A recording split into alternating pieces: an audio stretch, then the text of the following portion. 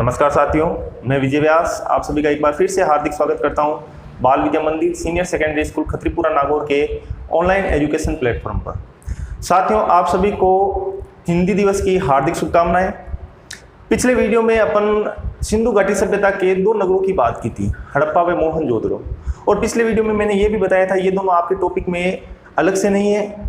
मैंने आपको इसलिए ये समझाया था कि ये दोनों आपके बहुत ज़्यादा कन्फ्यूजन क्रिएट करते हैं और इनकी कन्फ्यूजन एक साथ वीडियो बनाने से आपके दूर हो जाएगी और उम्मीद करता हूँ दूर हुई भी होगी। आज अपन आगे चलेंगे, जिस प्रकार आपकी पाठ्य पुस्तक में टॉपिक वाइज दे रखा है उसी प्रकार आगे चलेंगे। जो आज का अपना टॉपिक रहेगा वो है सिंधु स्थापत्य कला।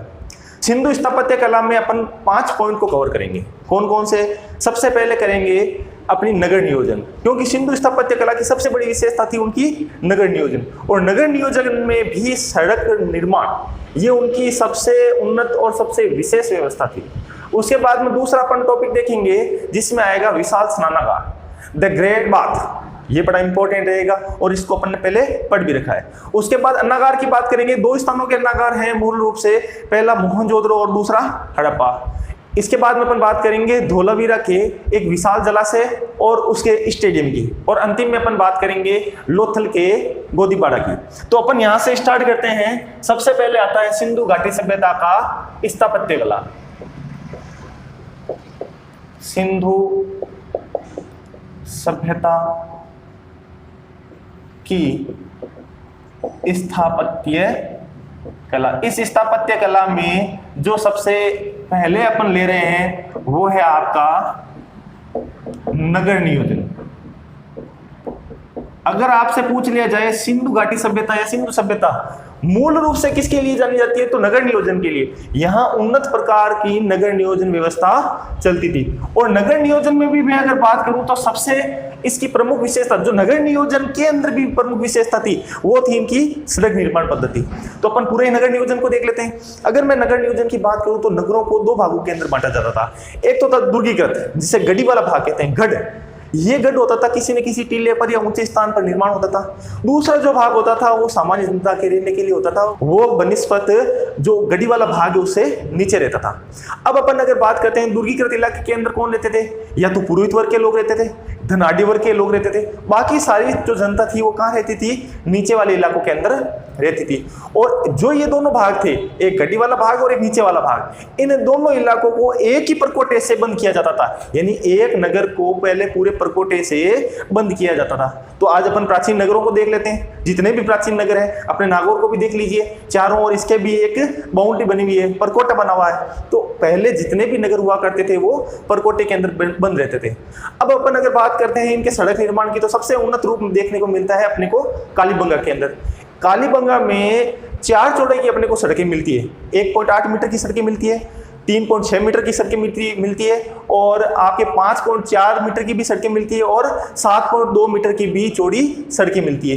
ये मिलती है अपने को उन्नत उदाहरण आपके कालीबंगा के अंदर। वैसे अगर मैं औसतन सड़क की बात करता हूं तो 2 मीटर से लेकर 34 मीटर तक की सड़कें मिली है।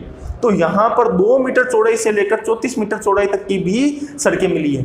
और जो 34 मीटर की चौड़ाई की सड़क है उसे अपन राजपथ भी कहते हैं। तो आज अपन शुरू करते हैं अपना नगर नियोजन। आगे यहाँ पर देखो, नगर 2 भागों में विभाजित थे। सबसे पहला दुर्गीकृत भाग। अब इसे दुर्गीकृत कह दो या गढ़ी वाला भाग कह दो, एक ही बात है, यानी जहां पर दुर्ग बना हुआ है। और दूसरा आता था निचला स्तर, यानी ये दुर्गीकृत भाग होता था, टीले पर बना होता था और ये नीचे बना हुआ होता था। इस दुर्गीकृत भाग के अंदर कौन रहते थे, पुरोहित और धनाढ़ी वर्ग के लोग रहते थे। और निचले स्तर के भाग कौन रहते थे, सामान्य जनता निवास करती थी। और ये जो दोनों भाग होते थे ये परकोटे के अंदर बंद होते थे। तो अपन यहां दूसरा पॉइंट ये भी लिख सकते हैं, नगर परकोटे में बंद होता था। इसके स्थान पर अगर लाइन परिवर्तन करनी चाहें तो ये भी अपन लिख सकते हैं, नगर के चारों ओर परकोटा होता था। नगर के चारों ओर क्या होता था? परकोटा होता था। ये परकोटा किससे बना होता था? परकोटा ईंटों से निर्मित होता था। ये परकोटा किससे निर्मित होता था? ईंटों से निर्मित होता था। अगर मैं सिंधु घाटी सभ्यता की सबसे प्रमुख विशेषता की बात करूं तो वो है सड़क निर्माण। और सड़क निर्माण का भी सबसे अच्छा उदाहरण मिलता है अपने को कालीबंगा, जो अपने राजस्थान के अंदर है। इनको आपको नाम को याद रखना है, कौन सा क्षेत्र किस क्षेत्र के अंतर्गत आता है। कालीबंगा जो राजस्थान के अंदर है। जब कालीबंगा राजस्थान की सड़कों का देखा गया तो इसके अंदर सड़कें मिली वो 1.8 मीटर, 3.6 मीटर, 5.4 मीटर और 7.2 मीटर। 18 का पहाड़ा हो गया, 18 2 36, 18 3 54, 18 4 72। तो ये तो अपने हो गया यहाँ पर कालीबंगा में मिली है। हो सकता है ये गली की सड़कें होंगी, ये गलियों से मुख्य सड़कों को जोड़ने वाली सड़कें होंगी, शहर की मुख्य सड़कें होंगी और ये मुख्य राजमार्ग की सड़कें होंगी। तो इस प्रकार ये सड़कें कालीबंगा के अंदर मिली है। अगर मैं पूरे सिंधु सभ्यता की सड़कों की बात करूं तो 2 मीटर से लेकर 34 मीटर चौड़ाई वाली भी सड़कें अपने को मिलती है। 2 मीटर से लेकर 34 मीटर की चौड़ाई वाले भी सड़कें अपने को मिलती है। एक 34 मीटर की सड़क मिली है, 34 मीटर चौड़ी सड़क, जिसे अपन ने क्या कहा है? राजपथ या राजमार्ग। जिसे अपन ने क्या कहा है? राजपथ या राजमार्ग कहा है। अब अगर मैं भवन निर्माण की अगर बात करता हूं, जो भवन निर्माण है ईंटों से निर्मित होता था। ईंटों से निर्मित होने के बाद में उसमें 2 या 3 यानी अधिकतर घरों में 2-3 कमरे मिले हैं। इन कमरों के अंदर एक पाकशाला, पाकशाला का मतलब हो गया रसोईघर, शौचालय, स्नानागार और कुआं भी अपने को मिला है। साथ ही घर में गंदे पानी के जल की निकासी की व्यवस्था थी, यानी नालियां भी अपने को मिली है। देखो क्या क्या हो गया? 2 या 3 कमरे, पाकशाला, शौचालय, स्नानागार, कुआं और नालियां। जो ये घरों की नालियां होती थी वो तो छोटी सी होती थी। घरों की नालियों का जल या गंदे पानी का जल की निकास की व्यवस्था थी।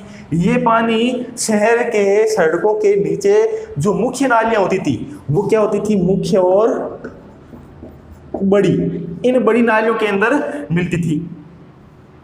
ये बड़ी नालियां सड़कों पर होती थी। सड़कों पर होने के साथ साथ में ये अंडरग्राउंड यानी सड़कों के नीचे भी होती थी। इन मुख्य नालियों में अपने को चेंबर भी बने हुए मिले। चेंबर भी बने हुए इन मुख्य नालियों में। ये ध्यान रखना, चेंबर भी कहाँ मिले? इन घरों वाली नालियों में नहीं मिले, मुख्य नालियों में अपने को चेंबर भी मिले। चेंबर के साथ साथ मेन होल भी मिला है। मेन होल का मतलब क्या हो गया भाई? वहां पर क्या था? जो अंडरग्राउंड नालियां थी तो सड़कों पर ढक्कन लगा कर मेन होल भी बनाए जाते थे। उसी मेन होल की सहायता से व्यक्ति है उस नाली के अंदर उतरता था और उसकी साफ सफाई भी करता था। तो इस मेन होल के कारण अपन ये समझ सकते हैं कि उस काल के अंदर नालियां कितनी बड़ी हुआ करती थी कि अगर व्यक्ति उसके अंदर उतर कर सफाई करता है तो इसका मतलब हो गया कि जो अंडरग्राउंड नालियां थी वो बहुत बड़ी थी। कई स्थान पर आपको मिलेगा 6 फुट चौड़ी और 6 फुट लंबी, 6 फुट चौड़ी और 6 फुट हाइट की अपने को यहाँ पर नालियाँ मिली है, जो यहाँ पर मुख्य सड़कों पर बनी मिली थी। अब अगर ये मैं बात करूँ, ये जो नालियाँ हैं, ये घर है, ये परकोटा है, किससे निर्मित था? तो ईंटों से निर्मित था। और ईंटों का अनुपात था आपके 4:2:1। पूरे सिंधु सभ्यता की अगर मैं बात करूं तो सभी स्थानों पर, चाहे कालीबंगा की बात करते हैं, चाहे हड़प्पा या मोहनजोदड़ो की, धोलावीरा, लोथल, इन सभी स्थानों की बात करते हैं तो यहाँ पर जो ईंटों का अनुपात मिला है वो अपने को मिला है ईंटों का अनुपात बराबर 4:2:1। 4:2:1। अब ये भी 4:2:1 का मतलब ये नहीं है सभी ईंटें एक जैसी है। घर निर्माण के लिए अलग प्रकार की ईंटें का इस्तेमाल किया जाता था और परकोटे के निर्माण के लिए अलग प्रकार की ईंटों का इस्तेमाल किया जाता था। अगर मैं घरों की बात करूं तो घरों के अंदर अपने लगती थी ईंटें 30:15:7.5 इंच की। 30 तो हो गई उसकी लंबाई, 15 हो गई उसकी चौड़ाई और 7.5 उसकी मोटाई। ये तो कहाँ काम आती थी? घरों के निर्माण में। और वहीं अगर मैं बात करूं परकोटे के निर्माण में तो वहां पर लगती थी 40:20:10 इंच। ये किसके निर्माण में लगती थी? परकोटे के निर्माण में। परकोटे के निर्माण में 40:20:10 इंच की ये जो आपके ईंट लगती थी। अगर वापस सड़क निर्माण की बात करते हैं, ये इसकी सबसे उन्नत व्यवस्था थी। जो ये सड़कें थी ये सभी एक दूसरे को समकोण पर काटती थी। समकोण पर काटती थी। समकोण पर काटने का मतलब क्या हो गया? ये इस प्रकार देखो, ये सड़कें और फिर ये सड़कें, ये सड़क एक दूसरे को किस पर काट रही है? समकोण पर काट रही है। और ध्यान से देखने पर एक जालनुमा आकृति बनती है। तो ये किस प्रकार की सड़कें हैं? ग्रिड नुमा। तो यहां पर सड़कों के किस प्रकार को देखा गया है? ग्रिड नुमा पद्धति से यहां पर सड़कें बनाई जाती थी, जो वर्तमान में भी सबसे उन्नत प्रकार है सड़क निर्माण का। वर्तमान में भी आप शहरों को देखोगे, जो बड़े शहर हैं वहां पर ग्रिड नुमा आकृति की सड़कें निर्मित की जाती है, या जो नई कॉलोनियां बन रही है उनमें ग्रिड नुमा आकृति की सड़कें बनाई जाती है। प्रत्येक सड़क एक दूसरे को समकोण पर काटती है। और आज से लगभग 3000 साल पहले भी इस प्रकार की सड़कें निर्मित हो चुकी थी। तो अपन यहाँ पर बात ध्यान से देखो, सभी एक दूसरे को समकोण पर काटती थी, ग्रिड नुमा आकृति वाली सड़कें थी। ये सड़कें आपके 2 से 34 मीटर चौड़ी होती थी। तो ये हो गया आपके सिंधु घाटी सभ्यता की नगर नियोजन। तो एक बार मैं इस नगर नियोजन को वापस रिवाइज कर देता हूँ। सबसे पहले नगर नियोजन को, नगर को 2 भागों में विभाजित थे। पहला दुर्गीकृत भाग, दूसरा निचले स्तर का। दुर्गीकृत भाग के अंदर पुरोहित या धनाढ्य वर्ग के लोग रहते थे। सामान्य या निचले स्तर में सामान्य जनता निवास करती थी। नगर के चारों ओर परकोटा होता था जो ईंटों से निर्मित होता था। और नगर नियोजन की सबसे उन्नत व्यवस्था थी वो इनकी सड़क निर्माण है। जो सड़क का निर्माण है उसकी सबसे उन्नत व्यवस्था अपने को कालीबंगा में देखने को मिलती है। 1.8 मीटर, 3.6 मीटर, 5.4 मीटर और 7.2 मीटर, ये कालीबंगा में अलग अलग प्रकार की अपने को सड़कें मिली है। यानी इस चौड़ाई की सड़कें अपने को मिली है। अगर मैं पूरे सिंधु सभ्यता की बात करूं तो वहां से 2 मीटर से लेकर 34 मीटर चौड़ी सड़क मिली है। अपने को एक 34 मीटर चौड़ी सड़क मिली है जिसका नामकरण अपन ने क्या रख दिया? राजपथ या राजमार्ग। अगर मैं भवन निर्माण की बात करता हूं, सिंधु सभ्यता में भवन निर्माण कैसे होते थे? तो लगभग प्रत्येक घर के अंदर 2 या 3 कमरे होते थे। पाकशाला यानी रसोई घर होता था। शौचालय, स्नानागार बने हुए, यानी आधुनिक शहर। अब देखो ग्रामीण सभ्यता नहीं है, ये एक शहरी सभ्यता है। तो अपने भी देखो शहर के अंदर ये चीजें होती है, घरों के अंदर शौचालय और स्नानागार हुआ करते थे। वर्तमान परिप्रेक्ष्य में ना देखकर इसे आज से 3,500-4 हजार वर्ष पहले सोचो कि 3,500-4 हजार वर्ष पहले भी ये होता था। कुआं और फिर नालियां। नालियां सड़क के बाद में अगर दूसरी प्रमुख विशेषता की बात करोगे तो आप नालियां घरों के अंदर थी। बाहर जाने के लिए इनकी निकासी की व्यवस्था थी। और इन जो मुख्य और बड़ी नालियां थी उनके अंदर चेंबर व मेन होल भी बने हुए थे, यानी समय समय पर इनकी सफाई भी की जाती थी। और मेन होल के कारण अपन समझ सकते हैं इनकी जो आकार है वो कितना बड़ा था। अब अपन देखो ये सारी चीजें निर्मित किससे होती थी? पक्की ईंटों से होती थी। और इन पक्की ईंटों का अनुपात भी निश्चित था, ऐसा नहीं है मन मर्जी के अनुसार ईंटें बना ली। 4:2:1 इसी अनुपात में ईंटें बनाई जाती थी। जो घर बनाने में 30 इंच लंबी, 15 इंच चौड़ी और 7.5 इंच मोटी, और वहीं परकोटे के निर्माण में 40:20 और 10 का अनुपात इस्तेमाल लिया जाता था। तो एक बार आप इसका स्क्रीनशॉट ले लीजिए। आपने ले लिया होगा स्क्रीनशॉट। अब अपन आगे बात करते हैं सिंधु सभ्यता स्थापत्य कला की जो अगली विशेषता है या जो अगला पार्ट है उसकी, यानी विशाल स्नानागार। विशाल स्नानागार कहाँ पर मिला? अपन ने पिछले वीडियो में बात की थी, मोहनजोदड़ो के अंदर मिला। और लगभग अपन ने पिछले वीडियो में कंप्लीट इसको कर लिया था, लेकिन सरसरी दृष्टि से एक बार वापस देख लेते हैं। नंबर बी, विशाल स्नानागार कहाँ पर प्राप्त हुआ है? मोहनजोदड़ो के अंदर। ठीक है, विशाल स्नानागार को डी ग्रेड बाथ भी कहते हैं। अब देखो, विशाल स्नानागार अपने को इस प्रकार समझना है, बस चित्र से, क्योंकि भाषा आपको अपने आप ही लिखनी होगी। ये लो बना दिया विशाल स्नानागार। विशाल स्नानागार के अंदर उत्तर और दक्षिण से नीचे उतरने के लिए सीढ़ियां थी। ये लो अपने उत्तर में सीढ़ियां बना ली और दक्षिण के अंदर सीढ़ियां बना ली। ये उतरने के लिए अपनी हो गई सीढ़ियां। साथ ही बीच में एक कुंड था जो मुख्य स्नानागार था। यहां उत्तरी दिशा के अंदर छोटे छोटे 8 स्नानागार भी थे। ये हो गया विशाल कुंड। जो इसकी आकृति है वो लंबाई आपके 33 मीटर और ये इसका भाग रह जाएगा 54 मीटर। अब मुख्य भाग हो गए ये कुंड। अगर इस कुंड की बात करें तो 39 बाई 33 बाई 8 फीट ये इस कुंड की आकृति है। अगर मैं इसके बात करूं तो ये और ये कुंड और ये सीढ़ियां तीनों ही ईंटों से निर्मित थी, तो यानी ये पक्का स्थल था। अब अगर अपन इसकी बात करते हैं तो ये कहां पर बना हुआ था, किस प्रकार बना हुआ था। मोहनजोदड़ो में एक अपने को टीला प्राप्त हुआ है।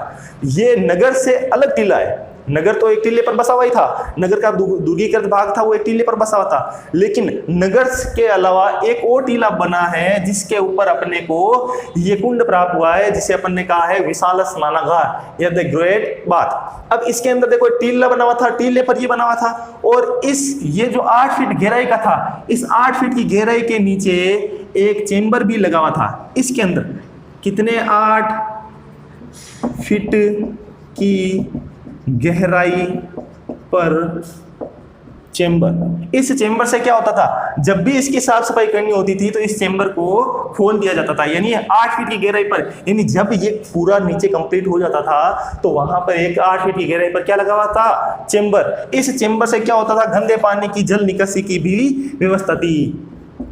गंदे पानी की जल निकासी, गंदे पानी की जल निकासी कहां से होती थी, इस 8 फीट की गहराई पर एक चेंबर बना हुआ था, उससे गंदे पानी की जल निकासी हो जाती थी। तो ये जल कुंड के बारे में भी देख लिया अपन ने। जो अगली विशेषता आती है, एक बार स्क्रीनशॉट ले लो, इसका भी ले लिया होगा आपने स्क्रीनशॉट। अगली जो अपनी विशेषता आती है, तीसरी विशेषता, वो है अन्नागार। अन्नागार अपने को 2 स्थानों से प्राप्त हुए। कौन कौन से स्थानों से प्राप्त हुए, एक अन्नागार अपने को प्राप्त हुआ है हड़प्पा से, दूसरा अन्नागार प्राप्त हुआ है मोहनजोदड़ो से। वैसे अन्नागार की अपन ने हड़प्पा और मोहनजोदड़ो वाले वीडियो में कंप्लीट किया था, लेकिन एक बार वापस देख लेते हैं। अन्नागार यानी अन्न रखने का स्थान, आपको इसका नाम विशाल अन्नागार भी मिलेगा। तो 2 स्थानों से प्राप्त हुए। चलो 2 स्थान साथ ही बना लेते हैं। सबसे पहले अपन बात कर लेते हैं हड़प्पा की। आपको याद होगा हड़प्पा कौन सी नदी के किनारे बसा हुआ है, रावी नदी के किनारे। ये लो अपन ने रावी नदी भी बना दी। रावी नदी के तट पर अपने को एक टीले पर, एक चबूतरे पर 2 आकृतियां मिली। ये अपन ने चबूतरा बना लिया। इस पर कितनी आकृतियां मिली अपने को, 2 आकृतियां मिली है। ये 2 आकृतियां अपन ने बना ली। इन 2 आकृतियों के मध्य 23 फीट की चौड़ाई है। ये 2 आकृतियां मिली है। इसको मैं साफ कर देता हूं, थोड़ा आसानी से दिख जाएगा। ये लो 2 आकृतियां मिली है। ये दोनों क्या थे, अन्नागार थे। ये 2 जो आकृतियां हैं, या ये 2 जो क्षेत्र हैं, इन्हें 6 भागों में विभाजित कर रखा था। इसको भी बराबर 6 ही भागों के अंदर विभाजित, यानी इन 2 स्थलों में 6-6 कमरे अपने को प्राप्त हुए। पहले नीचे एक क्षेत्र बना रखा है, अपन ये कह सकते हैं चबूतरा बना रखा है, और उस पर 2 भाग अपने को प्राप्त हुए। ये जो अपने को प्राप्त हुआ, इन सब के मुंह है वो किस ओर है, रावी नदी के तरफ इन दोनों के मुंह रखे गए हैं। और अगर मैं इनकी बात करता हूं, इन दोनों के बीच की दूरी जो यहां से लेकर यहां तक, यानी ये 2 अन्नागार प्राप्त हुए। 6-6 की पंक्ति में 2 अन्नागार। अगर आपको पूछ लिया जाए 6-6 की पंक्ति में 2 अन्नागार कहां से प्राप्त हुए, हड़प्पा से प्राप्त हुए। ये जो 2 अन्नागार प्राप्त हुए इनका मुंह किस ओर है, रावी नदी की तरफ है। और इन दोनों के मध्य दूरी कितनी है, 23 फीट की दूरी इन दोनों के मध्य है। और अगर यहां से यानी कुल इसकी लंबाई और चौड़ाई की बात करें तो कुल इसकी लंबाई और चौड़ाई है 55 मीटर लंबा और 43 मीटर चौड़ा। इस प्रकार की के अन्नागार मेसोपोटामिया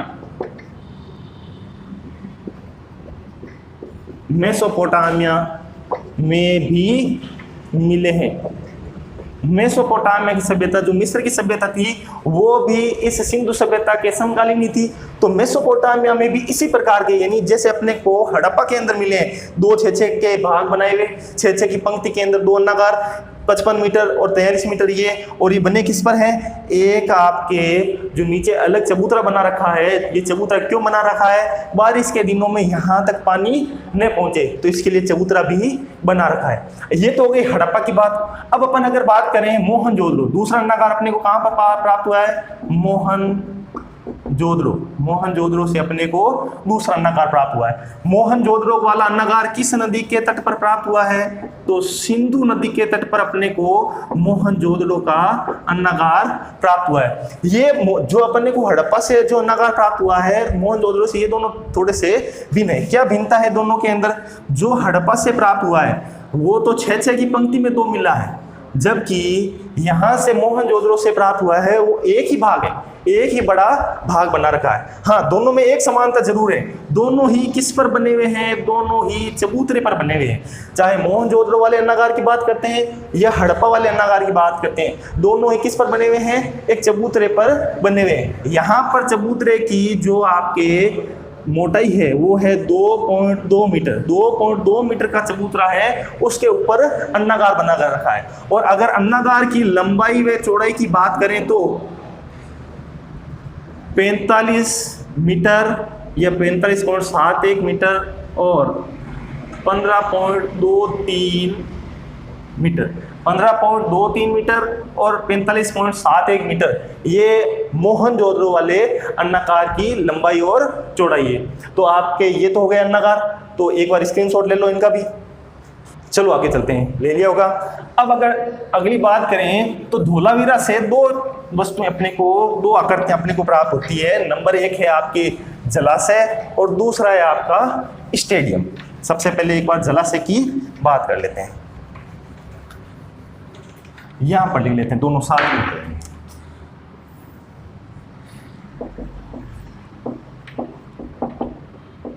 जलाशय कहां से प्राप्त हुआ, जलाशय धोलावीरा से। कहां पर है धोलावीरा, गुजरात के अंदर। धोलावीरा से जो जलाशय प्राप्त हुआ है, यहां से एक नहीं 16 छोटे बड़े जलाशय प्राप्त हुए। जो सबसे बड़ा जलाशय प्राप्त हुआ है वो एक ही शिला को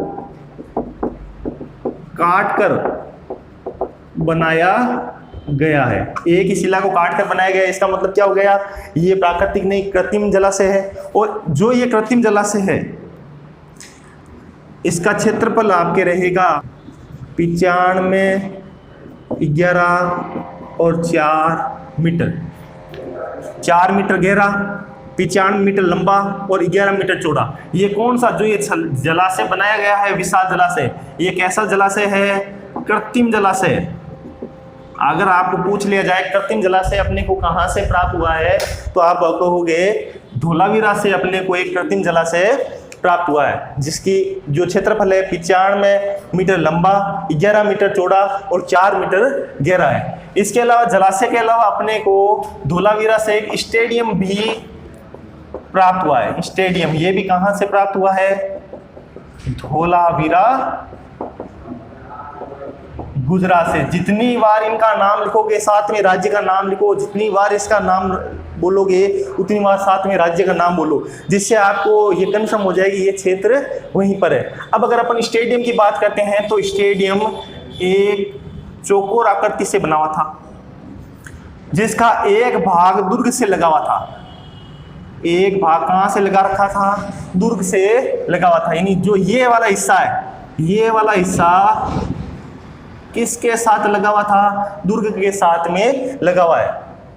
और इस स्टेडियम के चारों ओर दर्शकों के बैठने के लिए सीढ़ी नुमा आकृति भी बना रखी है। वर्तमान में भी स्टेडियम इसी प्रकार होते हैं। अपन ने मैच टीवी के अंदर या स्टेडियम में जाकर देखा ही होगा, वहां पर ऐसी सीढ़ी नुमा आकृति बनी हुई होती है। यानी दर्शकों के बैठने के लिए भी स्थान बना रखा था। अगर मैं यहाँ पर बात करूँ सिंधु घाटी सभ्यता का जो अपने को मिला सबसे बड़ा कृत्रिम स्थल कौन सा मिला है, तो आप कहोगे जो धोलावीरा का स्टेडियम है, ये सिंधु घाटी सभ्यता का बना निर्मित सबसे जो कृत्रिम रूप से मिला है, ये सबसे बड़ा स्थल है। अगर इसकी लंबाई और चौड़ाई की बात करें तो यानी ये लंबाई और इस चौड़ाई की अगर बात करें तो 283 मीटर बाई 45 मीटर, 283 मीटर लंबा और 45 मीटर चौड़ा ये एक अपने को स्टेडियम भी प्राप्त हुआ है। जो ये भाग था, जो दुर्ग के पास वाला भाग था, यहाँ पर एक 12 मीटर चौड़ा एक स्टेज भी बना रखा था। यहाँ से यहाँ तक की चौड़ाई कितनी थी? 12 मीटर एक स्टेज भी, यानी यहाँ पर समारोह हुआ करते होंगे। और एक यहाँ से दीवार में एक गेट भी लगा रखा था दुर्ग में जाने के लिए। तो हो सकता है यहाँ पर क्या हो रहे होंगे? समारोह भी होते होंगे। इन समारोह को देखने के लिए यहाँ पर लोग भी बैठते होंगे। या ऐसा भी माना जाता है कि ये स्टेज है जो सामान्य जो स्टेडियम उससे थोड़ा सा ऊपर उठा हुआ है, तो यह राजा महाराजा के बैठने का भी या किसी धनाढ्य वर्ग या किसी पुरोहित वर्ग के बैठने का भी स्थान होगा। तो ये हो गया अपने स्टेडियम। ये स्टेडियम अन्य क्षेत्रों से जो कृत्रिम रूप से बने हुए हैं उसमें सबसे बड़ा है। तो आप एक बार स्क्रीनशॉट ले लो इसका भी, फिर आगे चलते हैं। ले लिया होगा आपने स्क्रीनशॉट। और अब स्थापत्य कला के अंतिम भाग की बात करते हैं, वो है आपके लोथल का गोदीबाड़ा। जो ये लोथल का गोदीबाड़ा है, इसकी खोज S.N. राव ने की थी। इसकी खोज किसने की? S.N. राव ने। गोदीबाड़ा या डॉकयार्ड क्या होता है? गोदीबाड़ा या डॉकयार्ड बंदरगाह का सबसे प्रमुख स्थल होता है, वो होता है डॉकयार्ड, जहां पर जहाजों से सामान उतारा जाता है और वापस लोड किया जाता है। वो क्षेत्र या वो प्रमुख क्षेत्र क्या कहलाता है? गोदीबाड़ा। कहां पर मिला है? लोथल के अंदर मिला है। लोथल कहां पर है? गुजरात के अंदर है। तो इसका मतलब क्या हो गया? वहां पर जहाजें चलती थी। अब उसके उत्तरी भाग के अंदर जो अपने को गोदीबाड़ा प्राप्त हुआ है, उसके उत्तरी भाग के अंदर एक प्रवेश द्वार भी बना हुआ था। इस प्रवेश द्वार की चौड़ाई 12 मीटर थी। अब देखो कितना बड़ी ये चौड़ाई, बहुत ज्यादा हो गई 12 मीटर। तो इसका मतलब क्या हो गया? बड़ी भारी वाहन, जो भारी वाहन है, जो जहाज है, वो भी आते थे 12 मीटर चौड़ाई से। और ये जो अपने को मुख्य द्वार है, ये जो मुख्य द्वार है भोगवा नदी से जुड़ा हुआ था। तो अपन इसको लिखते हैं नंबर F पर।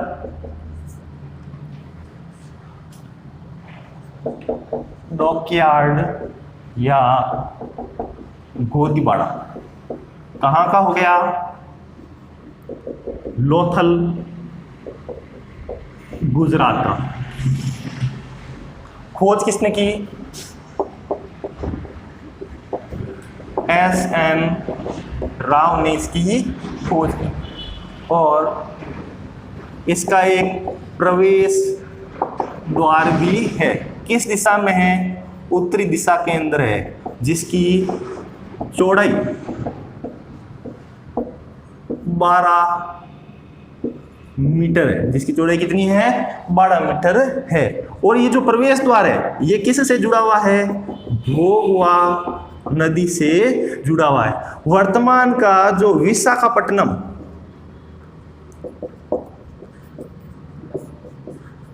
का डॉकयार्ड है, उससे